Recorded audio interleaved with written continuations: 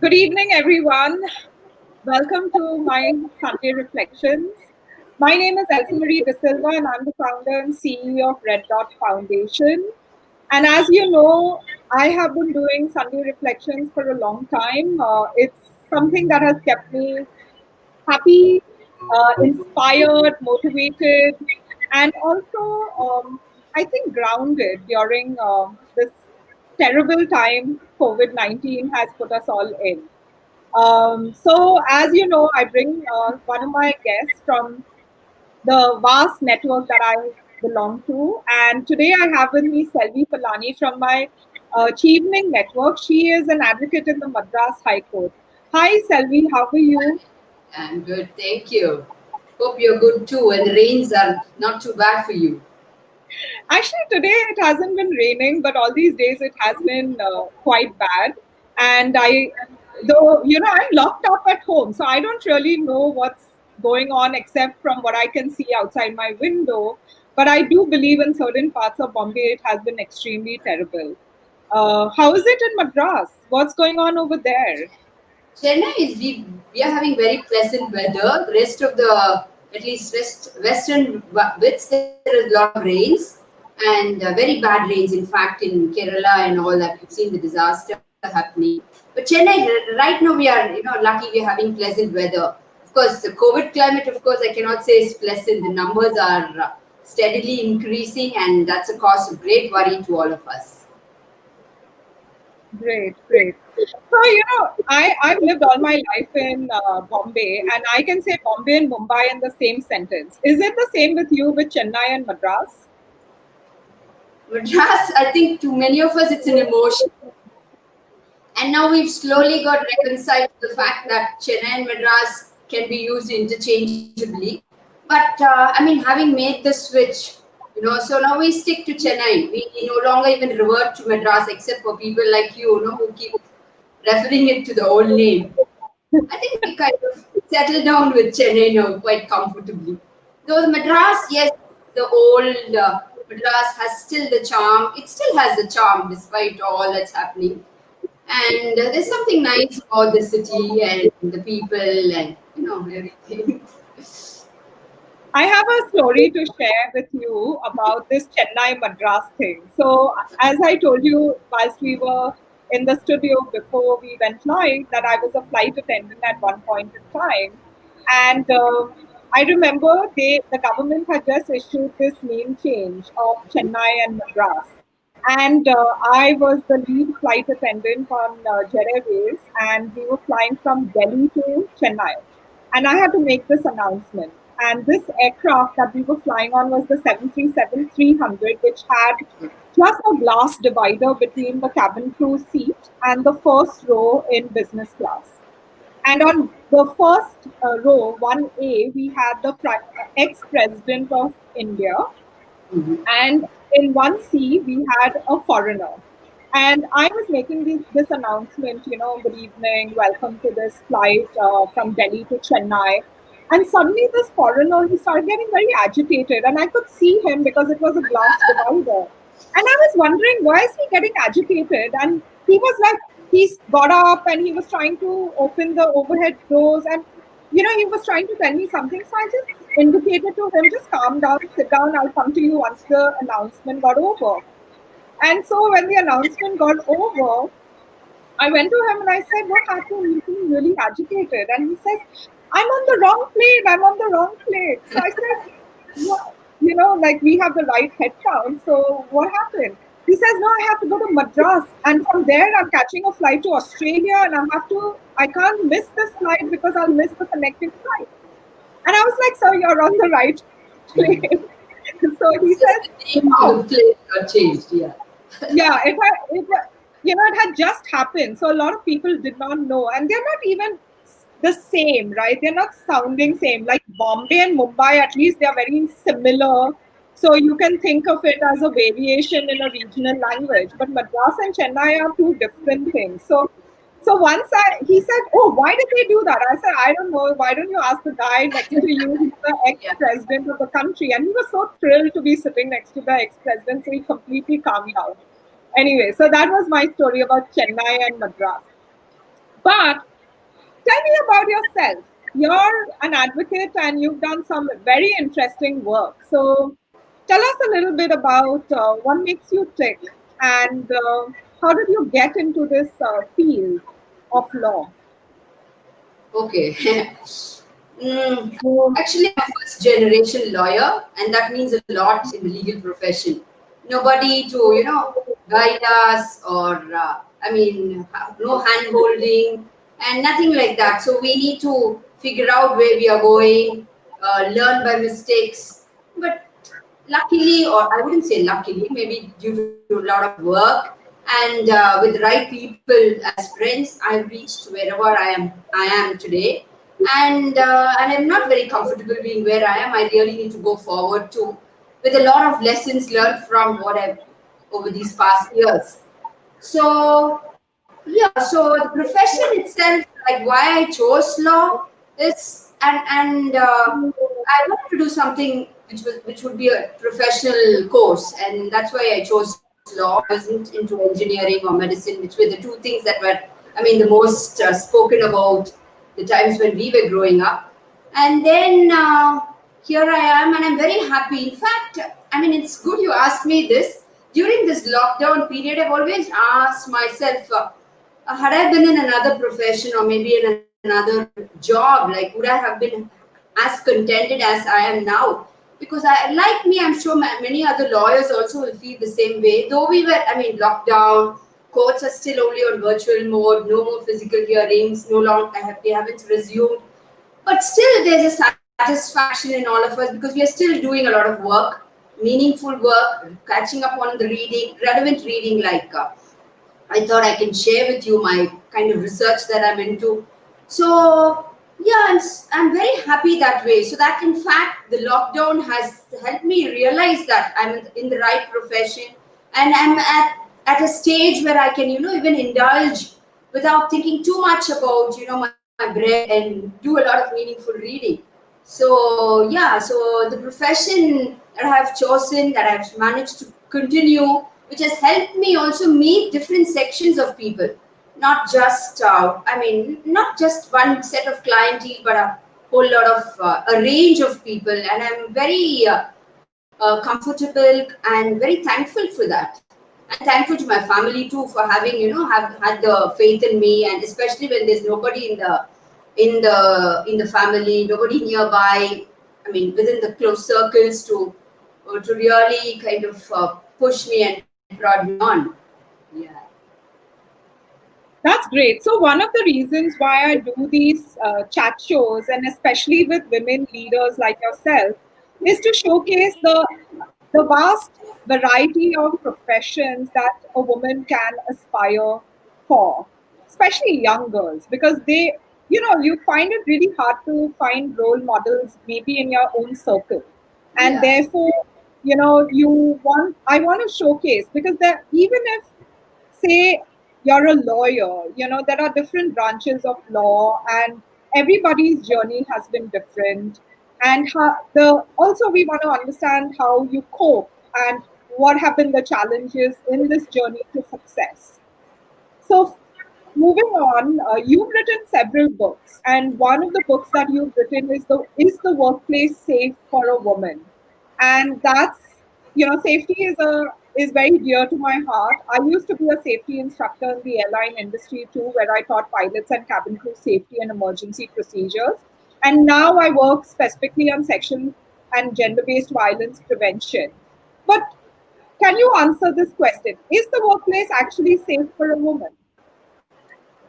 It is not safe. That is the reason why I wrote that book. And the book basically, whom I had as audience in mind, as to whom it should reach, are the people like in others have an opportunity of accessing the law, or even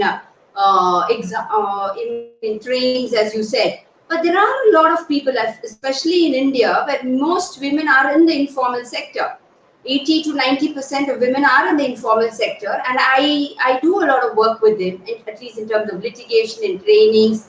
And so basically, this book is all about us telling those people in very simple terms as to what the law is about, what is meant by, I mean, what is in what the woman needs to know about the law. What are these committees that are been referred to in the act, the internal complaints committee or the local complaints committee, and then how can she approach these committees, and what if she's a domestic worker but does she still have safety within the act. So these were the things, basically taking the act, presenting it in a very simple form, doing a critique of the act, and some examples, breaking it down so that people, by it's a booklet basically, where people can understand what it is about. So no, not much of mumbo jumbo legal jargons there. Making it very simple so that people understand. There's definitely no safety in the workplace, especially why I say that is not of an off the cuff remark, but it is because of a PIL which I filed. And this PIL interestingly was filed during the time when the whole world was talking about Harvey Weinstein, and thereafter followed, of course, by the Me Too movement. It came up before the court during that time.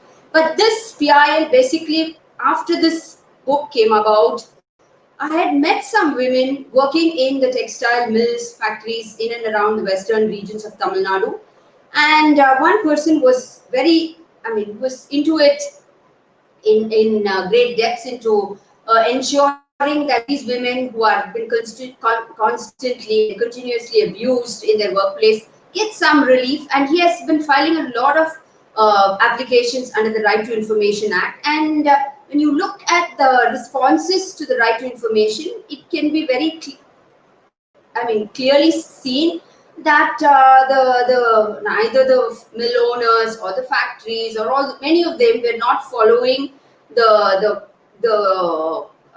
mandatory provisions under the Sexual Harassment Act. And so we filed a PIL, and basically the PIL itself was for a very simple relief to direct the authorities, to ask these mill owners and factory employers to constitute the internal complaints committee under the act, and to ensure that it functions properly, and likewise for the government to constitute the local complaints committee, have the members appointed, ensure that it functions, for people to know, I mean, a street vendor, a domestic worker, to know that this facility is available. So that was the prayer in the public interest litigation itself, which the government ought to have done even before the PIL. And interestingly, that was the first case in the country. And thereafter, of course, I know there have been petitions filed in the Supreme Court and the Delhi High Court, I think. So that, and the writ petition is still pending. So of course, obviously, safety is a major casualty in the workplace.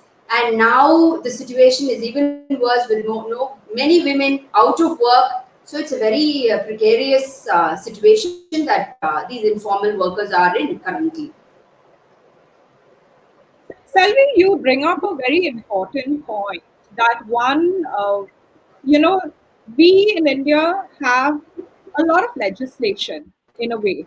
So the legislation exists, like for example, the Prevention of Sexual Harassment at the Workplace Act exists, but it's the implementation that is poor in a way. Many institutions still don't have these policies within. People are not aware of their rights, especially the vulnerable for whom that legislation was meant for, like the domestic workers or the street vendors, probably, or even women in institutions, like for example schools. Who's monitoring whether they are following the POSH Act, Prevention of Sexual Harassment of Women at the Workplace, and the POXO Act, which is meant for children, right? So, can you share, since your PIL, and was your PIL for the state of Tamil Nadu or was it nationally? Because again, I think some places it's implemented well, and some places, the law is just left on paper in a way. So, what would be your recommendations for us as citizens to make sure that we do our bit in pushing for this implementation, especially for this particular law that you have written the book on? See, I mean, I'll be happy to know where it's being really implemented well. But from my reading and from my engagement with other groups, I don't think anywhere in the country, it's like really you can take it as a model state and say this particular state is doing exceedingly well on sexual harassment. I'll be happy to know about it if, maybe later from you. But in this case, this PIL was confined only to Tamil Nadu, and as I said, this gentleman, Mr. Karupasamy, who was a petitioner, he is from Erode, which is western Tamil Nadu, and his work has been focusing only in the western region, and that's where most of the textile and mills and spinning mills are located. So it was specific. It was only with regard to Tamil Nadu that we had filed, though it is of course a central legislation. And along with the Sexual Harassment Act, we had also included another act which is very state specific, which is the Tamil Nadu Hostels Regulation Act for hostels and Homes for Women and Children Act, which is a subsequent act. This is the 2014 act. Whereas the Sexual Harassment Act is 2013. This one is a year later. So it was for both these acts that we filed the PIL, very state specific.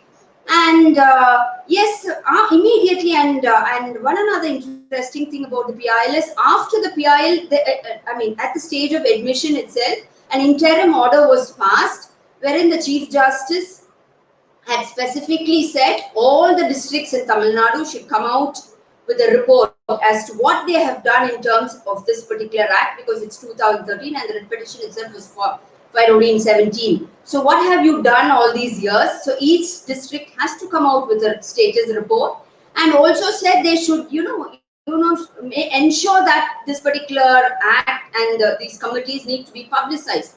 And one encouraging thing was the Chennai Metro immediately, at least I had seen, and some friends of mine had also taken pictures and shown me that immediately they had put up these displayed in the metro about POSH Act and where they can contact and so on. Yes, so that has happened. But as you rightly said, not just Sexual Harassment Act, anything, even the Domestic Violence Act or any act relating to women or any act relating to the marginalized or to the vulnerable groups has always remained, on paper. And we have always had difficulty in implementation, in monitoring it, and to ensure that, that it really reaches the people. And that is why, one of the things that, since we are on the subject of PIL, and I need to say, many progressives are also disenchanted with the whole PIL process. And why I say that is, since we are in the lockdown officially still, in the start of the lockdown, mid-March or in March we started officially, and we saw these workers, going to different parts of their hometowns or by walk and with their little belongings, and several PILs were filed before the Supreme Court. And many were very unhappy with, the Supreme Court not really coming with the orders which they thought would happen. So there is a lot of disenchantment with the PILs too, because the relief that the petitioner seeks is not really forthcoming instantaneously. So my suggestion, since you asked me what is it that I can advise, is, see, before we rush to the court for a PIL, I would suggest we do a lot of documentation properly. And I'm not saying none of these PILs that have gone before the Supreme Court or the High Court have not been done. They have done, but we need to build a good documentation for us to rely on, because despite that, petitions are getting thrown out. One. Secondly, it is very important to have a public opinion. A momentum, a mobilization where people are like, everybody knows about it. Migrant workers issue has taken everybody in. Earlier, workers issues, I don't think really went to the extent of reaching middle class or the upper middle class. But migrant workers issues, once they were on the road, once they were walking on the railway tracks, once they got killed, once they were denied all the basics, then everybody started talking about it. So we don't have to wait till such events happen. But even without that, we need to have a good mass mobilization for any event any issue that we want to take up, be it sexual harassment or domestic violence or workers' rights. And then, along with that, a good supportive documentation, and then a good, instead of being insulated in our own worlds, all of us come together, speak the language as one, for workers or for women. So I think that before, as a step before you go to the court, is a good. Uh, it's an important thing that we need to do before we file a PIL one. And also, I would also say, and my own experience of having been a lawyer for 29 years, that instead of women rushing to the Supreme Court, I would suggest all groups like you and many more that you can start with filing a PIL on whatever issue in your local high courts, because the jurisdiction is the same. You don't have to go to the Supreme Court. And once if it's when you get good relief, it's fine. But if you're being thrown out, then that's it. You're scuttling the chances of other groups too in the other high courts. So as a strategy, I would strongly recommend that groups which are inclined in filing a PIL should approach their local high courts before they move to the Supreme Court. Thanks for that advice. And it's a very timely advice because we, as you know, Apinai, who's another chief now, we filed a PIL in the Supreme Court, which she represented. The other Red Dot Foundation filed it and she represented us. And it wasn't thrown out, but it was redirected to the government to issue the guidelines. So we are working on that campaign to get the government to issue those guidelines at a national level. And like you said, it's very important to build up a public momentum. So we are working on that too. About where it is implemented, I would like to hope it's implemented well, the prevention of sexual harassment of women at the workplace. But unfortunately, I cannot confirm that. But what I noticed is since we work with several schools are getting notices from the Women's Commission, State Commission, to say, what is your annual report? And so I believe, when you're asked to put forward what is your annual report on the number of cases that came up, whether they were investigated or not, it kind of puts the institution on the back foot to say the responsibility is yours. Have you done it or not? And once you've committed to paper, then you're opening up yourself to further investigation. So I do believe that if we continue to keep this topic in the limelight and maybe work through these women commissions, hopefully, this tactic might be good. And if they're sending it to schools, maybe they're sending it to other institutions too. Because I got panic calls from some of the schools saying, can you help us? Can you help us? That's how I know. That's encouraging. But now I can also tell you how it's not really all that great, because I have met some women workers, young girls, from various districts, various states in India, who are working in the textile mills. And when I asked them, like, do they have a committee, the internal complaints committee? This young girl, maybe she's about 18, 19 years, she says, I'm also a committee member. So, you see their understanding. She says, no, we have several committees in our mills. One is the works committee, one is in the food committee, I'm in the sexual harassment committee. So that was very shocking. And so shocking because I don't know how they understand. I'm happy that the schools have taken it in the right spirit and the reports, but not all cases. Some people have committees, but the kind of members who are there in the committees is a different thing altogether. So that's why I said composition is one thing, the real functioning of it is a different thing altogether. So there have been not so great experiences too on the committees itself. So yeah. Tell us a little more about your work on human rights and especially on Dalit and indigenous communities, because that's really interesting. Not many people hear about Dalit issues often enough. Again, that seems to be like an invisible problem, though we all know it's all happening, but we don't talk often enough. So, can you share a little bit about that work? Well, at least in my circle, we speak a lot of Dalit rights, or maybe Tamil Nadu especially. There is a lot of, what do you say, awareness on Dalit rights. A lot of people come out and support Dalit issues. I think it varies with states, and also it depends on the kind of groups that we work with. Well, I do a lot of litigation for the Dalit groups as well. But this research that had the opportunity to look into, it was from the American Bar Association. This is Southern India. They wanted me to look at what are the impediments for human rights defenders when they take up issues of Dalit rights, that both scheduled castes as well as the scheduled tribes.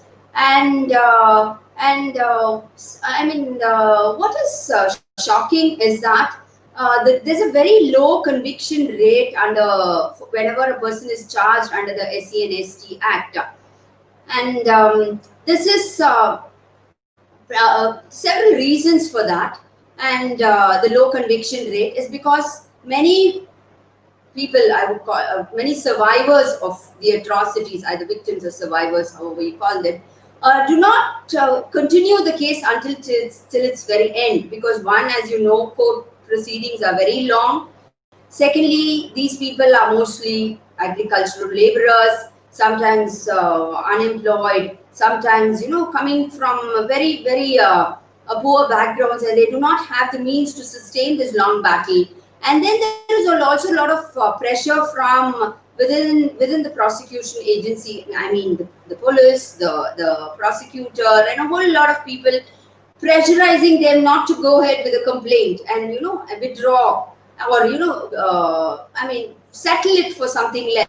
So these kinds of things happen, and this particular research for the American Bar Association is basically looking at strategies.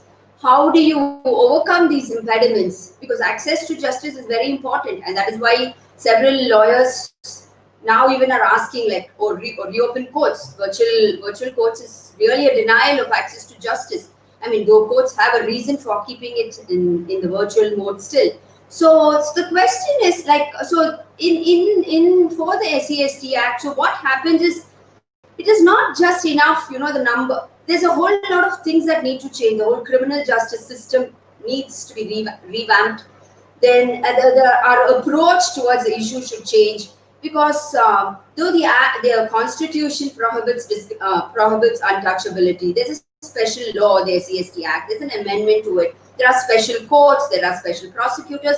This is yet another act, like your Women's Act, like the Domestic Violence and Sexual Harassment Act, which just remains on paper and not being implemented at all. So one of the reasons for the low conviction under the SCST Act is because not many complaints. The FIRs are very low. I mean, the first information reports, even to get an FIR registered is a problem. It's a Herculean task for those who go and lodge a complaint. So there are a whole lot of issues, and this research itself is not confined to India. We are looking at entire South Asia, and it should have come out by now, but for COVID. But interesting to see how we are able to make some changes with regard to access for justice for the human rights defenders of Dalit rights. Thank you for sharing that.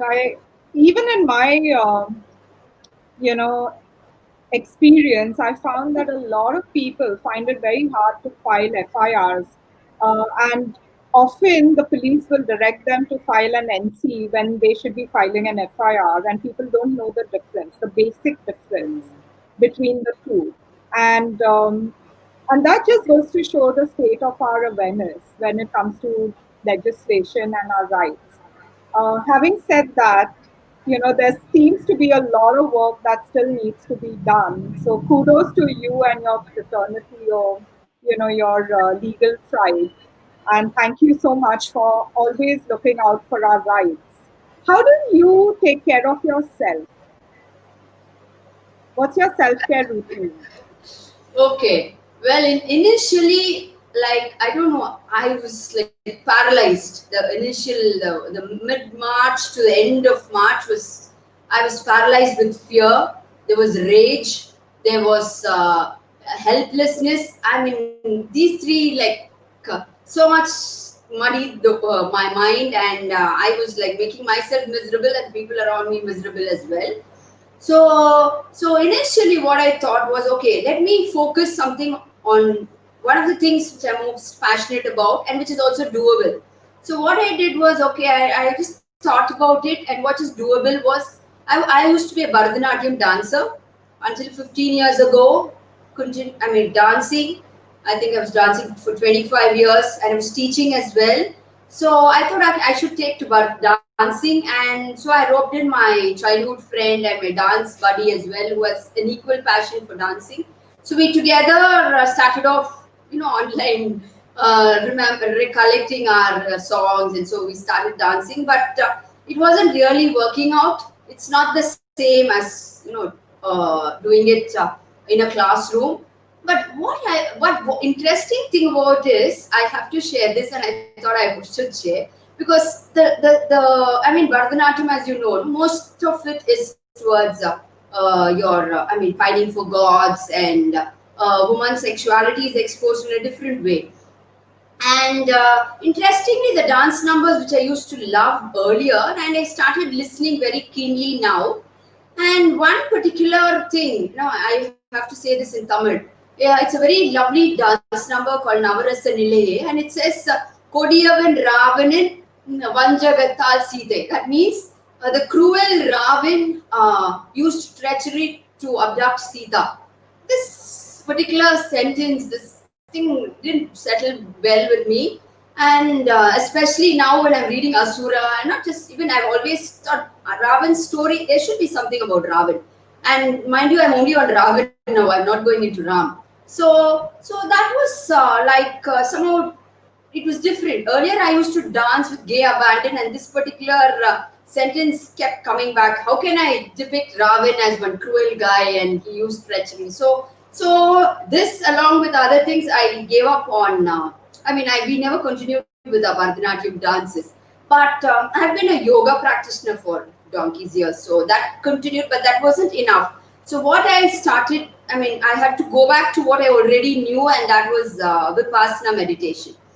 That was a tool. I mean, but I mean, once I gave up on dance, and as I told you earlier, the Supreme Court judgments, or I mean, okay, orders, judgments on this various varied migrant workers issues also got me thinking.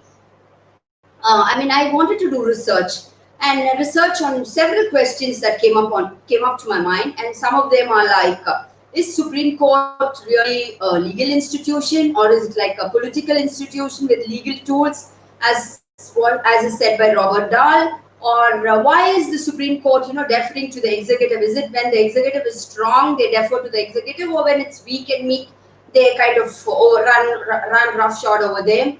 Or why is it Supreme Court behaving in a particular way in certain cases, whereas in the rest it's different? It's different. So these and several questions regarding the Supreme Court's decision making came to my mind, and I thought I need to examine these questions, more thoroughly. And for this, my mind need to be in good shape, and I have to, come to grips with myself. So apart from yoga, Vipassana meditation helped me greatly. I knew the technique long back, and when you're having a regular workload, you hardly think of meditation. But this time, I got back to it, and that really helped, because I mean, there was this anger, helplessness. Helplessness was major because I can understand many felt that way. Yesterday, I mean, day before or whatever, when the aircraft crashed in Kerala, all people rushed. I mean, I think that's the inherent spirit of human beings. We want to be there out helping people. Everybody knew it's COVID time. There were rains. People never thought about anything. The inherent thing about everyone is to you rush, you want to help, and that's something this COVID thing never allowed us, give us that opportunity at all. We had to be confined, look at things, sit helplessly. So that was troubling me a great deal, and Vipassana helped. And of course, I also added a little bit of chanting here and there. And so these three things got me back to track. And I was back like by early February. I got my self together, and my research into all these things and many more questions. I have about 10 questions, like more on the Supreme Court's functioning, especially its choosy attitude towards certain issues, especially on its decision making, the judicial governance bit, more on how it is more on, I mean, why is it neglecting the political class altogether and more catering towards the civil society, more towards consumers rather than the political society for which the entire PIL was, came about. PIL today we are talking about this sections of people. I mean, but the whole PIL was launched on the footing of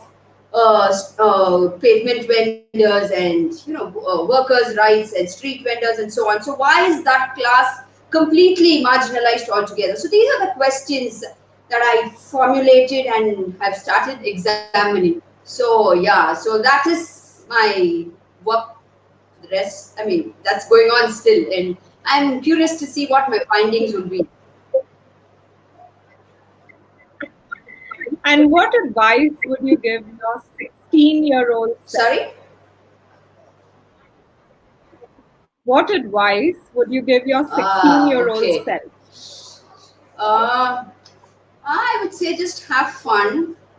I mean, don't allow anything to bog you down. Have fun, whatever it is, because at the end of the day, it's your well being and happiness that matters.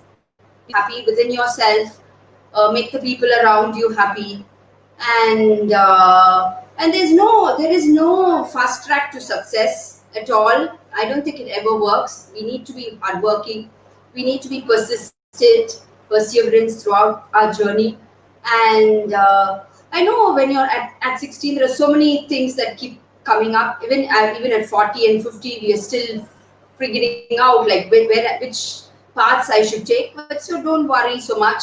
Chill it out, have fun, but always keep in mind, that I mean, it's very important for you to be happy, and well-being and happiness important. Likewise, also look around. Don't be so.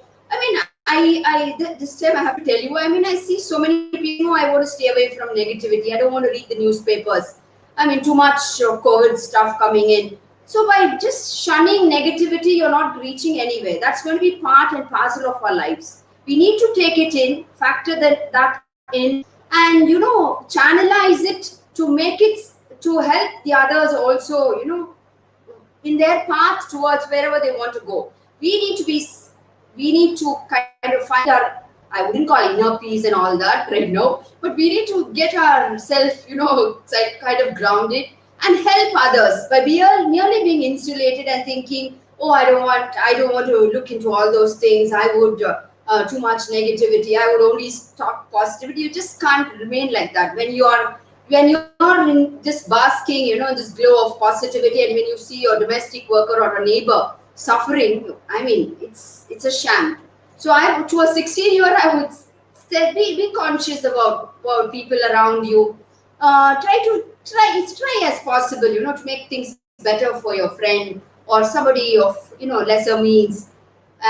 That's it. But I would basically simply say, don't worry too much. It's at the end of the day, that's what we've all learned. I mean, nothing to. I mean, we're doing pretty fine without moving around. We're all, but I think we're doing pretty fine. At least that way.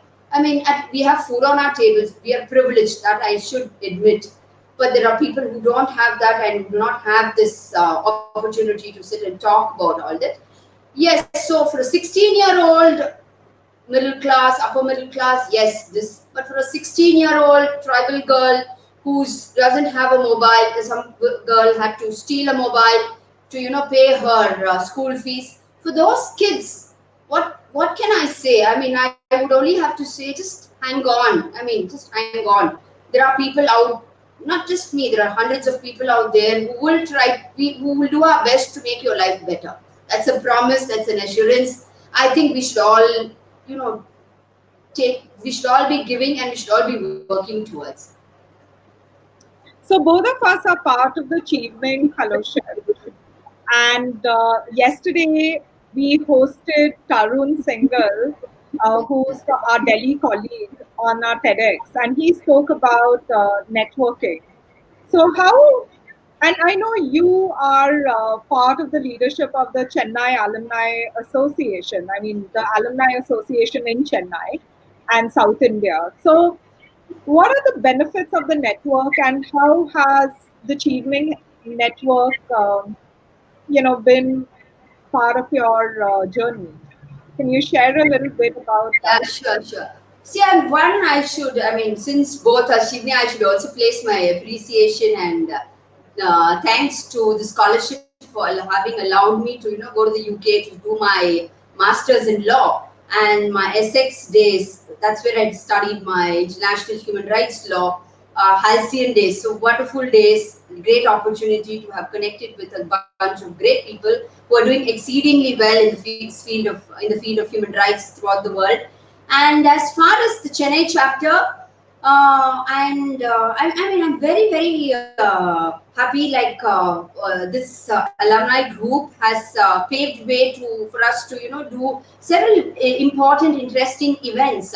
For instance, here again, I should say that Chennai started off first with the evening lecture series where we had Justice Sanjay Kishan Kaul, who was then the Chief Justice of the Madras High Court. He's currently the Judge of the Supreme Court, where he spoke on freedom of speech and expression, especially after his landmark judgment a book by Perumal Murugan. I mean, everybody knows about the judgment here, at least amongst the lawyer circles and the literary circles, where I mean, they wanted the book to be banned and so on. So his simple remark was, if you don't like the book, just throw it away. So why do you want the book to be banned? So he came and he gave a fantastic talk on freedom of speech and expression. So that brought a different set of people, journalists, bureaucrats, and so on.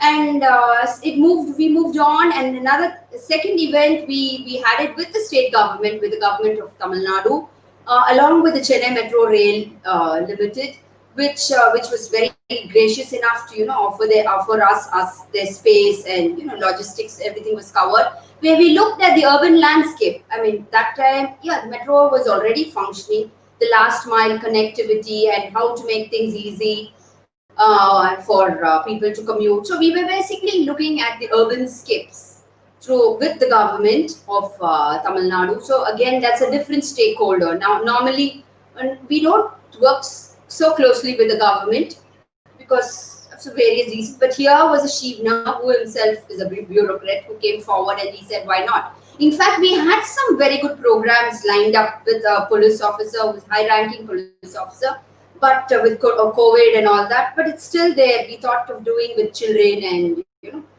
on POXO and things like that. That's still going to happen. But another important thing what we did was we partnered with the Swedish alumni in Chennai and with the Madras School of Social Work, and Swedish alumni was very particular that it should be something on the sustainable development goals of the UN.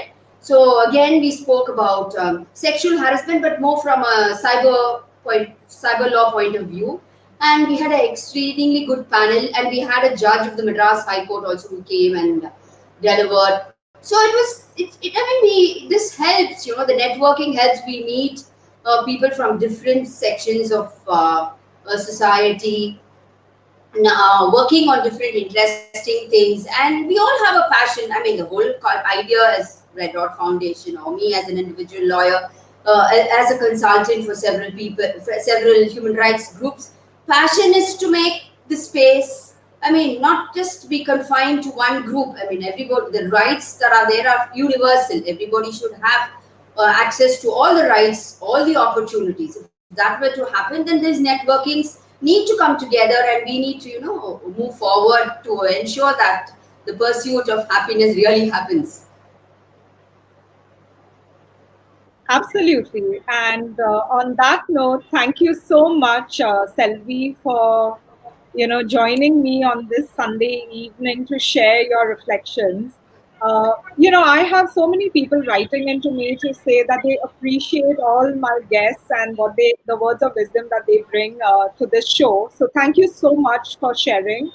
And I look forward to working with you closely on some of those legislations and making them accessible to ordinary citizens every day. So thank you once again, and thank you everybody for joining in, and I'll see you Thank you. next Sunday. Thank you, Elsa, and thank you to all the listeners. It's been a great Sunday evening, and thanks for the opportunity. It's nice to share what's, I mean, you've always had within you. So thank you so much. I'm looking